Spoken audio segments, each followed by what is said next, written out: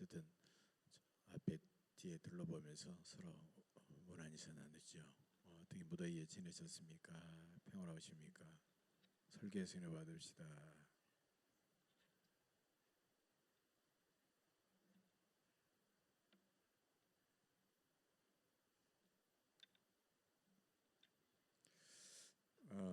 입추가 지난 지 오래됐습니다. 그래도 여전히 무더위가 기승을 부리고 그러면 또 여전히 낮이 길고 또 잠자는 시간도 적고 그러면 입맛도 없고 기운도 없고 우울해지고 또 짜증도 나고 이런 상태를 많은 사람이 느낍니다. 이것을 잠깐이면 되는데 오래 장기적으로 가는 것을 우리가 슬럼프에 빠졌다, 슬럼프를 겪는다 이런 말을 합니다. 슬럼프는 영어지만 한국말로 하면 이제 탈진 상태, 침체, 영적으로 침체된 상태 이렇게 말할 수가 있죠. 운동선수도 이제 잘하다가 갑자기 실력이 뚝 떨어져 가지고 성적이 안 좋으면 슬럼프에 빠졌다라고 그렇게 말을 합니다. 이처럼 사람들이 날씨나 환경이나 주변 여건 또 그의 마음 상태에 따라서 영향을 받아 가지고 대단히 낙심하고 의욕을 잃어버리고 우울해져서 몸과 마음이 지극히 이제 약해져 있는 그런 상태를 우리가 슬럼프다 이렇게 말합니다. 슬럼프는요, 열심히 인생을 사는 사람이 겪는 현상이에요. 게으른 사람은 하루 자고 하루 쉬고 하루 놀고 하니까 슬럼프에 빠질 일이 없죠. 결국 그래서 슬럼프를 영혼의 감기다 이렇게 말합니다. 영혼의 감기. 몸도 감기를 겪듯이 영혼도 감기를 겪는다는 거예요. 감기 한번 안 걸린 사람 없잖아요. 물론 뭐 평생 뭔가를 잘해서 나는 거의 감기 안 걸려 하지만 어쨌든 감기는 누구나 다 겪게 돼 있어요. 그렇처럼 슬럼프를 겪지 않은 사람도 없다는 거예요. 또 감기도 아무리 뭐 고기 먹고 영양 섭취하고 잘 쉬어줘도 상당히 앓을 때까지 앓습니다. 뭐 하루 이틀 만에 낫지는 않아요. 아무리 그래도 한 일주일 이상 걸리죠. 슬럼프도 잠깐 한 몇 시간 하루 이틀 끝나지가 않습니다. 상당히 오래 갑니다. 슬럼프도. 또 감기는 대수롭지 않게 생각하고 더 일도 열심히 해버리고 쉬지도 않고 하면은 그때는 감기가 이제 큰 병으로 가게 돼요. 열이 오르면서 폐렴으로 가게 되고 그러다가 이제 감기 때문에 죽는 사람도 가끔씩 생깁니다. 슬럼프도 내가 슬럼프에 빠졌다 그러면 자기를 좀 돌아보고 자기 관리를 해야 돼요. 그렇지 않으면 굉장히 큰 위기에 빠지게 되는 것입니다. 의사의 아버지라고 하는 기원전에 사신 분이 계시죠. 그리스의 히포크라테스. 히포크라테스는 인술, 즉 의사가 어떻게 의술을 집행하고 어떻게 살아야 될 것인가를 가르쳐주는 고전적인 것을 남기기 때문에 많은 사람들이 의사가 되기 전에는 히포크라테스 선서를 하게 됩니다. 근데 이분이 인류 유산으로 남겨진 것은 사람을 4가지 기질로 분류한 것입니다. 그래서 사람을 다혈질, 우울질, 점액질, 담즙질 이렇게 4가지 기준으로 나눴어요. 그중에 슬럼프를 좀 많이 겪는 기질이 있다고 하면 다혈질이다라고 볼 수 있습니다. 다혈질은 좀 성질이 급하고 좀 버럭버럭 좀 혈기도 부리고 이게 다혈질이에요. 마늘 따자 피 혈자예요. 피가 많다. 피가 끓어올라가지고 막 자주 급하고 그렇게 한다라는 거예요. 성경에 나온 대표적인 다혈질은 베드로입니다. 우리 알다시피 베드로는 막 성경에 보면 믿음으로 바다 위를 걷다가 잠깐 또 의심하고 바다에 빠지기도 하고 그렇잖아요. 또 신앙 고백을 멋지게 했잖아요. 그랬는데 금방 주님이 가는 길을 가로막다가 사탄이란 말도 들어요.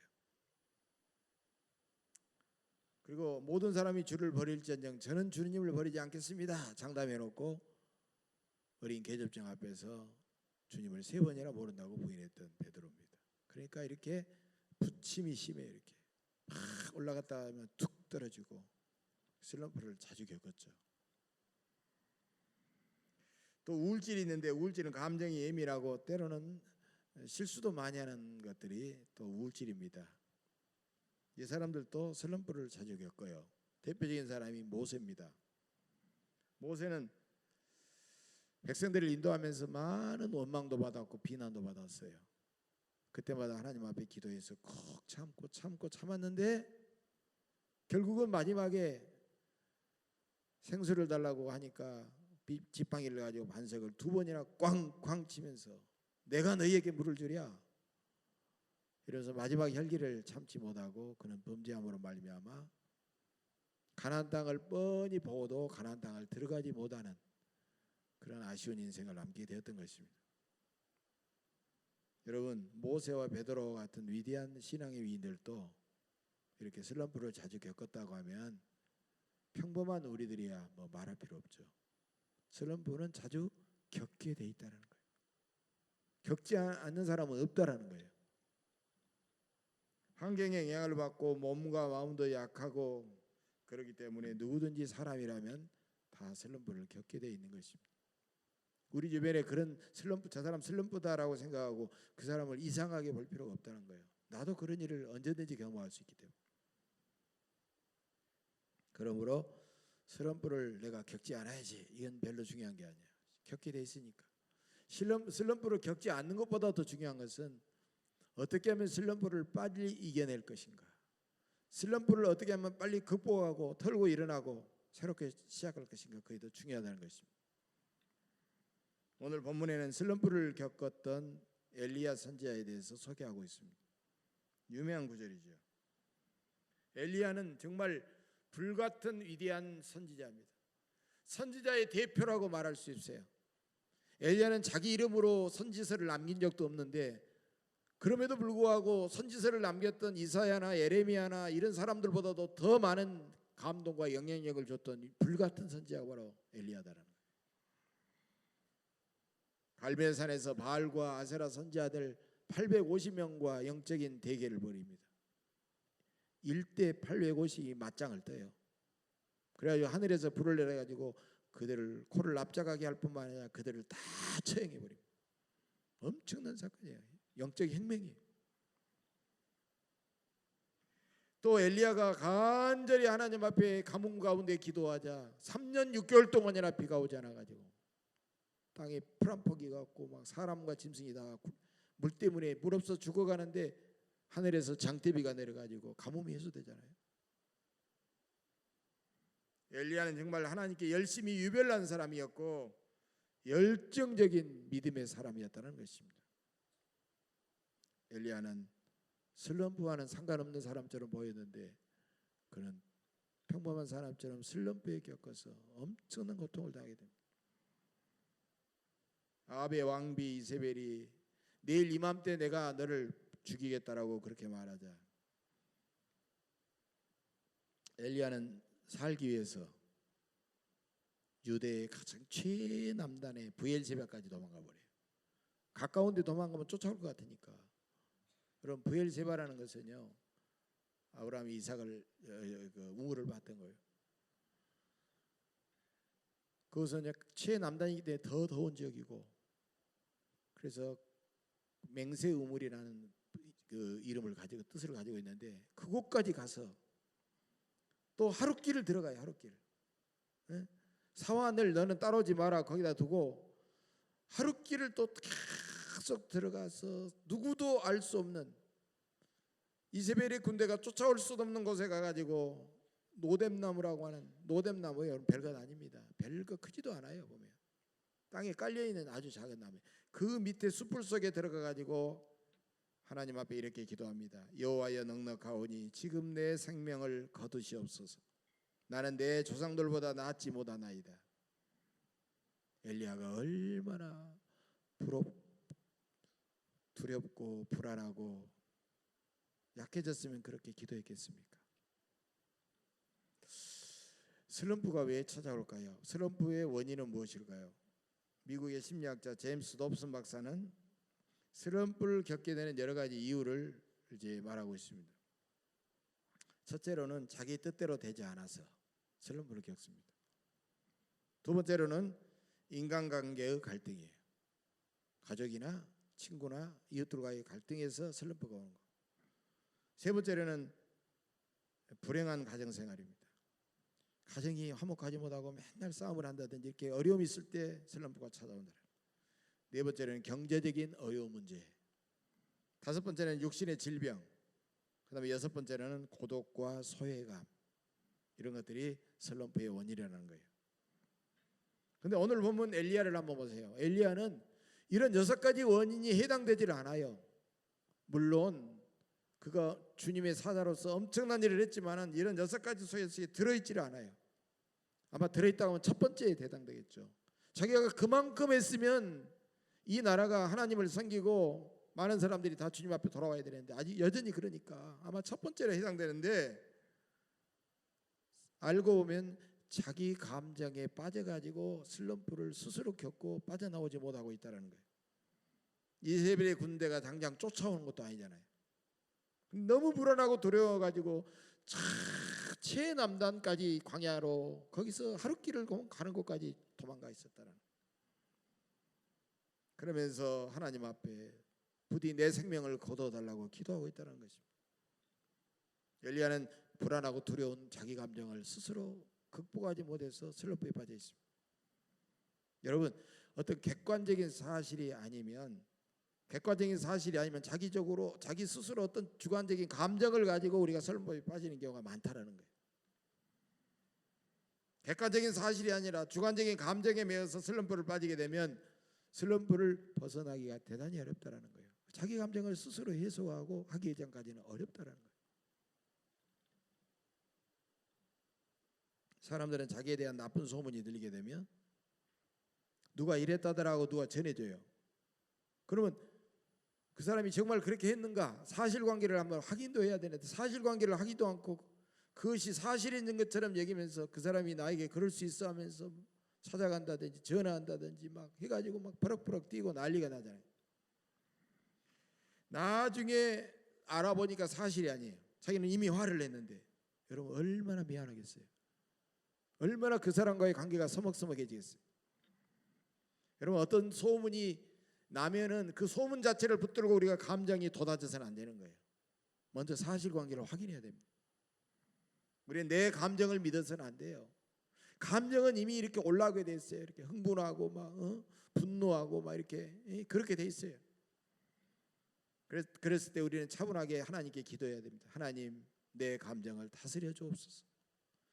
성령님께 내 마음과 내 감정을 맡길 수 있어야 된다는 거예요. 엘리야가 슬럼프를 겪었던 또 다른 이유가 있어요. 그것은 하나님을 바라보지 않고 자기 조상과 자기를 비교하고 있다는 겁니다. 여러분, 사람이 다른 사람과 비교하게 되면요 슬럼프를 겪게 돼 있어요. 우리는 하나님께서 창조하신 하나밖에 없는 존재가 바로 나다라고 생각해야 돼요. 내가 좀 일이 안 풀려도, 내가 좀 가난해도, 내가 다른 사람과의 삶의 조건이 좀 빈약해도 나는 나예요. 내가 그것 때문에 괜히 위축될 필요가 없는 거예요. 우리는. 그런데 많은 사람들이 열등감에 빠져가지고 다른 사람과 비교하면서 그렇게 되고, 또 자기가 뭔가 잘 산다든지 잘 나가면요 다른 사람을 무시하면서 막 교만하고 우월감에 빠져 있고 양극단에 취하게 되시대. 비교하는 사람은 양극단으로 가기 쉽다라는 거예요. 우월감과 교만에 빠지거나 좌절감과 절망감에 빠지거나 이렇게 된다는 거예요. 또 사람은요 자기의 단점과 남의 장점을 비교해요. 여러분, 자기 단점과 남의 단점을 비교하면요 내가 못나 보이게 될 수밖에 없는 거예요. 또 과거에 좋았던 일들과 현재의 좋지 않았던 일들을 비교해요. 그때가 좋았다. 그러면요 여러 가지 낙심하고 절망하게 돼 있다는 거예요. 여러분, 비교하면요 무조건 문제가 됩니다. 비교해서는 안 됩니다. 비교 의식을 철저하게 버려야 될 줄로 믿습니다.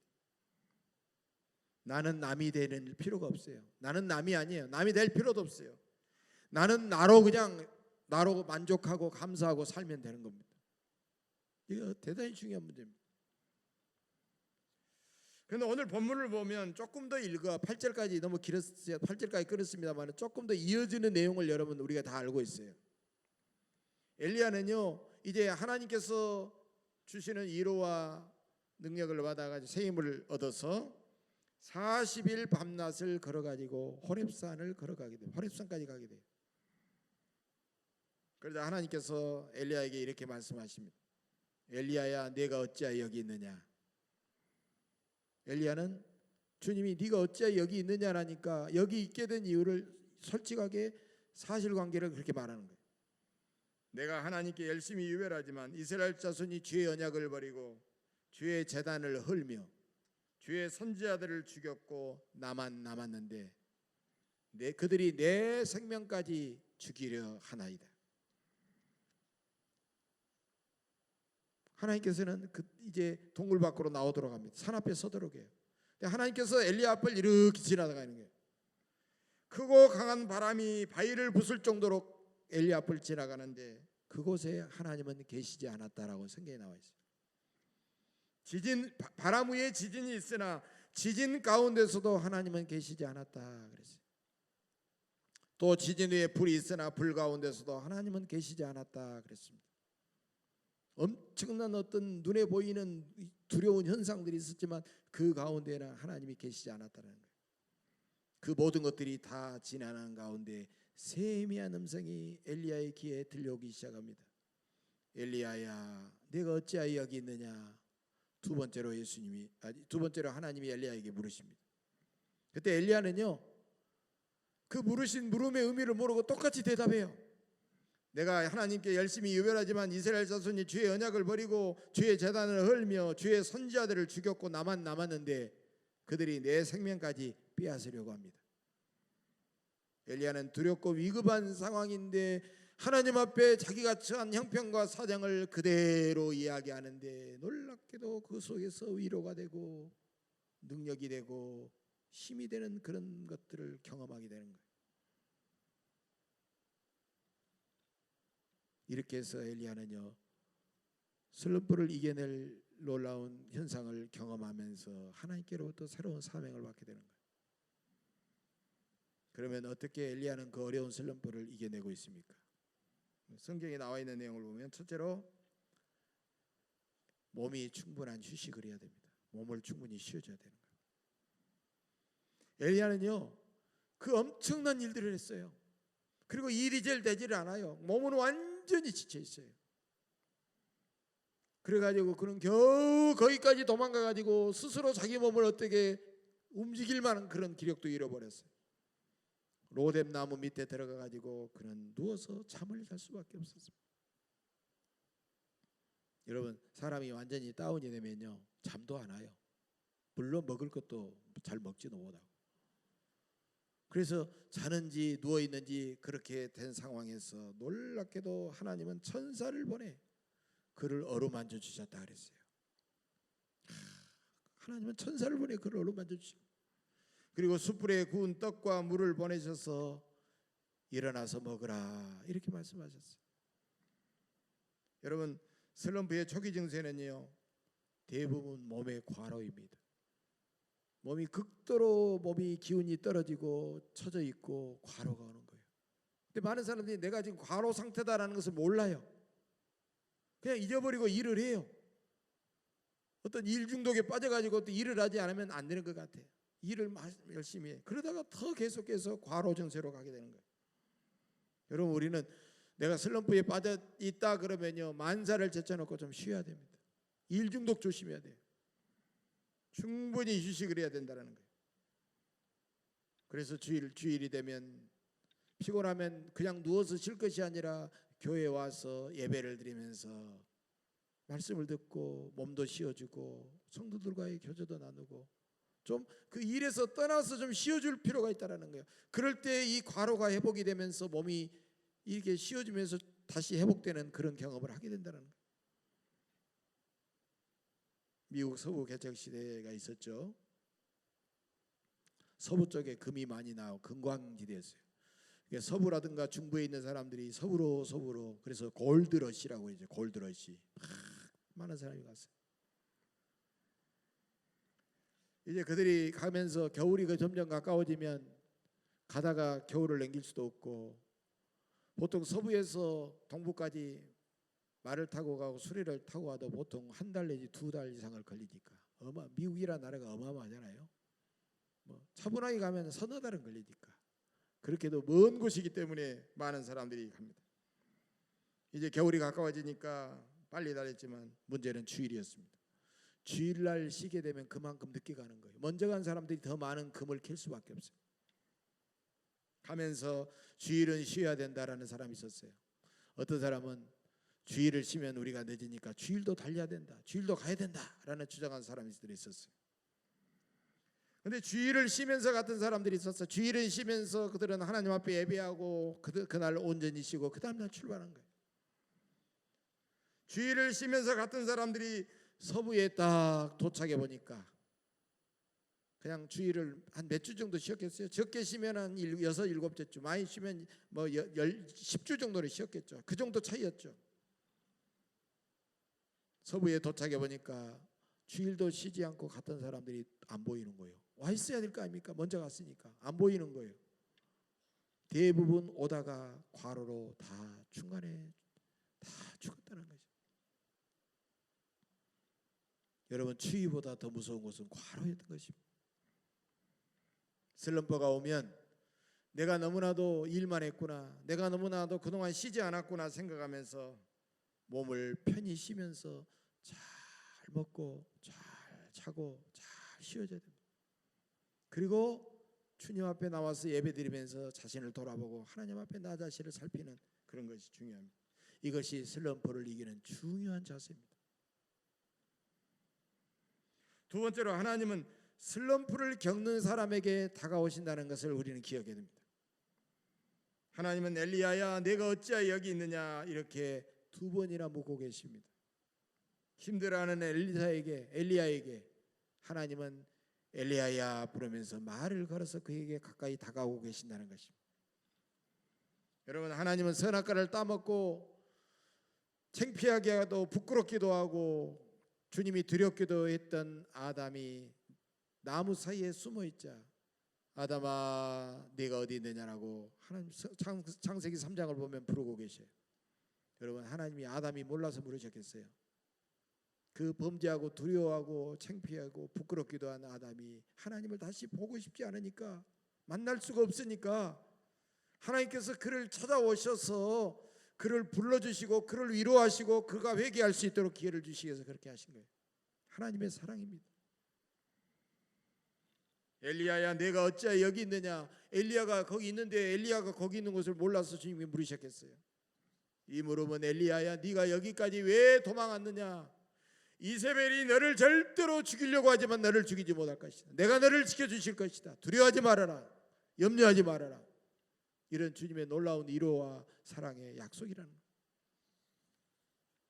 여러분, 너무나도 힘들고 무기력할 때 하나님을 앙망하며 기도하면서 나를 위로하시고 나를 사랑하시는 하나님의 세미한 음성을 늘 들으시기를 간절히 바랍니다. 세 번째로, 그러므로 슬럼프가 오면 나에게 다가오시는 그 하나님께 자기의 상한 감정과 자기의 모든 문제를 솔직하게 다 쏟아부어야 됩니다. 다 쏟아내야 돼요. 엘리야는 푹 쉬고 음식을 먹고 쉬다가 40일 동안이나 호렙산을 찾아갑니다. 왜 호렙산을 찾아갔을까요? 호렙산은 하나님과 1대1로 대면하는 곳이기 때문입니다. 히브리어로 호렙이라는 말은 놀랍게도 쓸쓸한, 고독한, 외로움, 황량한 이런 의미를 가지고 있습니다. 호렙은 뭡니까? 호렙은 스스로 고독한 사람들이요, 스스로 많은 사람들과 많은 공동체에서 벗어나서 스스로 고독한 사람이 되어 하나님을 찾아가고 하나님을 대면하는 곳이 바로 호렙이라는 겁니다. 여러분, 외로움과 고독은 서로 전혀 다른 감정입니다. 외로움은 정서적인 감정이고 고독은 영적인 감정입니다. 외로움은 사람들을 떠나서 홀로 있는 것이지만, 그래서 사람들이 그리워지는 것이지만, 고독은 내가 스스로 하나님 앞에 혼자 서는 것입니다. 그래서 외로움은 사람을 그리워하는 것이지만, 사람을 그리워하는 감정이지만, 도덕은 하나님을 사랑하고 하나님을 그리워하는 감정입니다. 그래서 우리 같은 그리스도인은 가끔씩 우리는 자주 고독해야 됩니다. 하나님 앞에 홀로 서야 돼요. 엘리야는 호렙산 동굴에 계신 하나님 앞에 홀로 서서 하나님이 자신의 이야기를 다 들어주시고 자신의 상한 마음을 다 받아주실 것을 확신하고, 그는 모든 두려움과 낙심과 모든 상한 감정을 다 쏟아냈습니다. 내가 하나님께 열심히 유별하지만 이스라엘 자손이 주의 언약을 버리고 주의 제단을 알며 주의 선지자들을 죽였고 나만 남았는데 그들이 내 생명까지 빼앗으려 하나이다.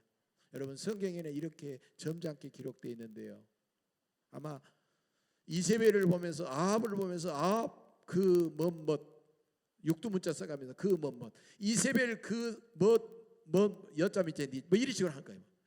막 했을 거 하나님. 하나님 앞에 화가 나니까, 하나님 앞에 생각하니까 두렵기도 하고 분노가 나고 해서 막 했을 거예요. 하나님, 그것들을 성경은 생략하고 있다는 거예요. 여러분, 그랬을 때 네가 내 앞에 어찌 그런 말을 할 수 있는, 하나님이 그러시겠어요? 그의 상한 마음, 그의 모든 분노와 절망과 좌절을 하나님은 그대로 알았다고 다 받아주시는 거예요. 슬럼프를 이겨내지 못하는 사람은 왜 이겨내지 못할까요? 자기가 상했으면, 자기가 아팠으면, 자기가 분노했으면 그 마음들 다 어디다 쏟아내야 됩니다. 그래서 여러분, 의사를 찾아가고 목사님을 찾아가고 다른 사람을 찾아가서 자기가 말한 것을 실컷 쏟아내고 우는 사람은 치료돼요. 그걸 다 안고 내 스스로 그것을 해소하려고 하는 사람은 되질 않습니다. 그런데 그게 막 미어 터지려고 하고 막 머리가 터져버리려고, 가슴이 터져버리려고 하고 해소가 되질 않아요. 우리 가운데 있는 두려움, 불안, 절망, 외로움, 분노, 이런 상한 감정들을 우리 내 앞에 계신 하나님 앞에 다 쏟아내야 됩니다. 그렇게 하면 하나님은 놀라운 기쁨과 평안과 용기를 그에게 허락해 주실 줄로 믿습니다. 1960년대 70년대 일본 프로야구를 평정한 제일교포 선수가 있죠. 장훈 선수예요. 장훈 선수 하면 다 아실 거예요. 워낙 유명한 분이니까. 이분은 일본의 어떤 선수도 이루지 못한 3085안타라는 대기록을 세웠습니다. 이 기록은 아직도 깨질 수가 없고 깨지지 않고 있습니다. 이분은 어릴 때 교통사고를 알았는데, 그래서 치료를 받다가 오른손 손가락이 붙어버렸어요. 오른손 손가락이 붙어가지고 영 낫지를 않아요. 그러나 온전히 이 배트를 완전히 질 수가 없는 그런 상황이지만, 얼마나 제일교포라는 서름 때문에 열심히 피눈물을 나면서 훈련을 하고 노력을 했는지 성적이 뛰어난 그런 타자가 돼가지고 여러 구단에서 장훈 선수를 서로 데려가려고 애를 썼습니다. 전설적인 왼손 타자가 되었습니다. 그런데 이분이 3085안타를 기록했는데 3000안타를 하나 남겨놓고 2999안타를 기록하기, 그렇게 세울 날이 다가오자 당시 야구 감독은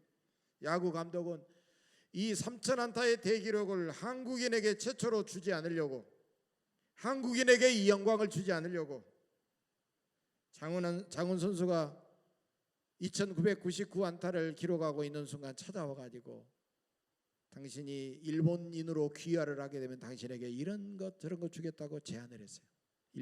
일본인으로 귀화하라는 거예요. 끈질기게 회유를 했습니다. 많은 유혹이 있었어요. 연봉도 올려주고 뭐 이렇게 하고 저렇게 하고 뭐 유명한 구단의 감독으로 대여해주고 많은 그런 것들이 있었어요. 장훈 선수가 왜 고민이 되지 않겠습니까? 고민하다가 어머니에게 전화를 드렸습니다. 어머님은 경상도 분인데 민족의식이 투철하신 분이에요. 단호하게 반대하면서 이렇게 말했다고 합니다. 그래서 막 웃잘긴데 그걸로 마음이 약해질 거면 당장 보따리 싸고 내려온 거라. 어머님의 이 한마디 추상과 같은 말씀을 듣고 장훈 선수는 마음을 다시 다잡았습니다. 이제 선수 경기 날이 됐습니다. 타석에 들어섰습니다. 관객들이 3,000안타를 벌써 3,000안타다라는 것을 관객들은 더 잘 알잖아요. 3만 관객이 쫙 있어가지고 하는데 환호를 하는 것이 아니라 장훈하고 환호를 하는 것이 아니라 그 소식을 이미 들었어요. 일본인으로 귀화하는 것을 거부했다는 소식을 이미 알고 있었어요. 장훈 선수를 야유하기 시작합니다. 조센진 물러가라. 조센진 물러가라. 한쪽에서는 막 그런 소리가 들려오기 시작합니다. 도저히 타석에서 이제 할 수가 없어요. 잠시 타임을 요청하고 타석에서 물러나가지고 하늘을 이렇게 올려다보는데 어머님의 그 소리가 들려옵니다. 그래서 막 어찌할 건데 그렇게 마음이 약해질 게면 보따리 싸고 내려온 거라. 다시 타석에 들어섰습니다. 장훈 선수는 계속해서 속으로 되뇌입니다. 그래서 어찌할 낀데 마침내 투수가 공을 샥 던집니다. 그리고 방망이를 힘차게 돌렸습니다. 공은 우측 펜스를 넘어서 홈런이 되었습니다. 3,000안타의 대기록이 홈런으로 수립되는 순간이었습니다. 장훈은 야구장을 쭉 1루로부터 2루, 3루, 4루를 돌면서 산만간족에게 속으로 외쳤습니다. 그래 나는 조센진이다. 어찌할 낀데. 오래된 실화이지만 한일 관계가 지금 악화되어 있는 이때 우리가 들으면 들을수록 정말 신나고 사이다 같은 큰 감동을 주는 그런 이야기입니다. 그래 난 조센진이다. 어찌할 낀데. 우리는 이 장훈의 이 말을 이렇게 우리는 패러디할 수가 있어요. 그래 나는 좀 가난하다. 어찌할 낀데. 그래 나는 좀 시험에 떨어졌다. 어찌할 낀데. 그래 나는 조금 몸이 불편하다. 어찌할 낀데. 그래 나는 좀 그렇게 잘생긴 외모가 아니다. 어찌할 낀데. 나는 가정 사정이 좀 힘들다. 어찌할 낀데. 그래 나는 예수를 믿는다. 어찌할 낀데. 여러분 장훈 선수는 쫄지 않았고 어머님의 말씀 한마디에 이렇게 담대해져서 승리했는데 여러분 우리에게는 살아계신 전능하신 사랑의 하나님이 계시지 않습니까? 하나님이 계시잖아요. 우리에게는 슬럼프를 겪을 때 가장 어려운 것은 세상에서는 나밖에 없다는 거예요. 나 혼자다라는 거예요. 그 외로움과 그 절망감 이것은 이루 말할 수가 없어요. 그러나 누가 이 세상에서 내 마음과 내 사정을 알아줄까 하지만 내 마음과 내 사정을 속속들이 알고 계시고 보고 계시는 하나님이 우리에게 계신다는 사실을 여러분은 믿으시기를 간절히 바랍니다. 하나님은 그때까지 처음부터 끝까지 엘리야와 함께 하셔서 그가 하는 모든 일을 알고 계셨고 그 마음과 사정을 다 알고 계시고 그에게 말을 걸어주시고 그와 함께 하셨다는 사실을 믿으시기를 바랍니다. 네 번째로 우리는 어떤 상황에서도 하나님께 받은 사명을 기억해야 됩니다. 하나님은 엘리야를 위로하신 다음에 세 가지 사명을 주셨어요. 너는 다메섹의 하사엘에게 기름을 부어 아람의 왕이 되게 하고 예후에게 기름을 부어 이스라엘의 왕이 되게 하고 엘리사에게 기름을 부어 선지자가 되게 하라. 세상을 막 바꿔놔버리는 거예요. 아람의 왕도 바꿔버리고 이스라엘의 왕도 바꿔버리고 너도 이제 곧 죽을 거니까 너의 후계자 엘리사를 세워라라고 말하고 있는 거예요. 엄청난 사명을 하나님 주셨습니다.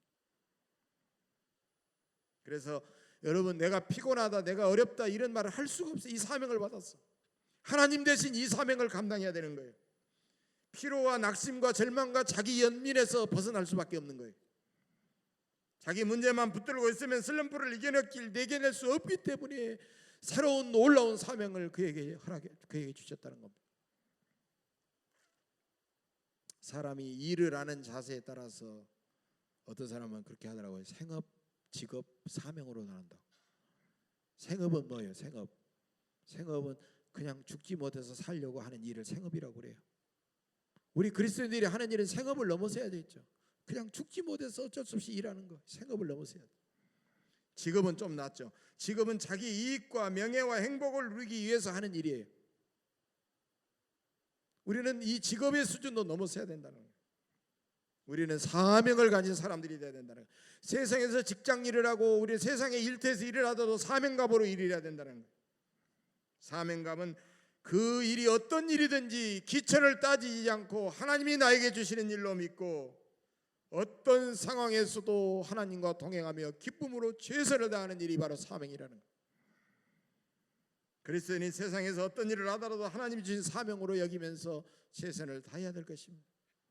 사랑하는 교회 여러분, 지금 어렵고 힘든 시련불을 겪고 계십니까? 몸은 무기력하고 영혼은 너무 세잔해 있습니까? 먼저 지친 몸을 만사를 제쳐놓고 충분히 쉬시기를 간절히 바랍니다. 그러면 하나님께서 지치고 세잔한 몸과 영혼에 새 힘을 충만히 부어주실 줄로 믿습니다. 또한 이 시련불을 힘들게 겪고 있는 사람에게 반드시 먼저 다가오시는 하나님을 굳게 믿으시기를 바랍니다. 내게 다가오시는 하나님께 자신의 상한 감정과 모든 문제를 솔직하게 다 쏟아 부어주시기를 바랍니다. 그럴 때 하나님은 세미한 위로의 말씀을 우리에게 들려주실 것입니다. 또한 하나님께서 받는 새로운 사명을 늘 기억하시기를 바랍니다. 여러분이 받는 사명은 참으로 귀중한 일입니다. 자기를 남들과 절대로 비교하지 말고 매 순간 하나님 앞에서 주님의 눈동자만을 의식하며 기뻐하며 최선을 다하시기를 바랍니다. 우리 주님이 주시는 위로와 사랑과 능력과 지혜가 여러분의 심령 속에 충만하시기를 주의 이름으로 간절히 축복합니다. 기도하겠습니다. 우리의 기쁨과 능력의 원천이 되신 아버지 하나님, 무더운 날씨와 어려운 주변 상황 때문에 우리들은 영적 슬럼프를 겪을 때가 너무나도 많습니다. 주님, 저들을 긍휼히 여기사 위로하시고 슬럼프를 이겨낼 수 있는 믿음과 지혜를 허락하여 주옵소서. 저들이 주님의 위로와 사랑을 감격하고 내 문제와 상한 감정을 주님 앞에 다 쏟아내며 내 유익보다도 주님과 이웃을 더 생각하면서 섬기며 살아가게 하옵소서. 그래서 날마다 슬럼프를 이기고 위대한 믿음의 승리자들이 다 되게 하여 주옵소서. 예수님의 이름으로 감사하며 기도하옵나이다. 아멘.